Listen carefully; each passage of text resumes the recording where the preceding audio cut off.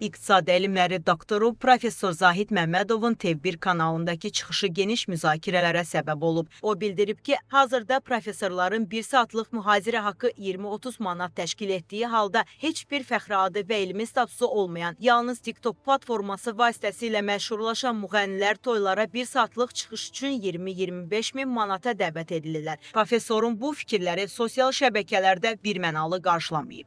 Onu haqlı hesab edənlər də var, fikirləri ilə razılaşmayanlar da. Qlobal Info ASA danışan Milli Məclisin deputatı Akil Abbas bildirib ki, bugün müğənnilər və xanəndələr toylara çox yüksək qiymətlə gedirlər. Kimin büdcəsi hansı müğənninin təklif etdiyi məbləğə uyğundursa onu dəvət edir. İstəyən çağırır, istəməyən çağırmır. İstəyən çağırır, istəməyən çağırmır. Müğənnilərin öz çıxışları üçün müəyyən etdikləri tariflər olur. Professorlar isə iş saatlarına uyğun maaş alırlar və alimlərin əmək haqqı başqa qaydada hesablanır. Professorların toylara gedib mahnı oxuması mümkün deyil. Buna görə də bu cür müqayisələr düzgün deyil. Xarici ölkələrdə də eyni vəziyyətdə. Məsələn, Tarkanın yaxud Michael Jacksonun konsert qiymətləri professor maaşı ilə ölçülə bilməz. Professorların maaşı dövlətin büdcəsi hesabına formalaşır. Doğrudur, alimlərin əmək haqqısı azdır və biz də onun artırılmasını istəyirik. Elmə fayda verən professorların maaşları kifayət etmir, nəticədə ürəklə işləyə və elmi araşdırmalar apara bilmirlər. Akil Abbas əlavə edib ki, bu məsələdə professorların da rolu var. Professor 20-30 manata mühazirə deməsin. Qoy desin ki, mən 1 saatlıq mühazirəyə görə 1 manat istəyirəm. Razılaşsalar oxusun, razılaşmasalar imtina etin. Professor öz dəyərini bilməli, buna uyğun davranmalıdır.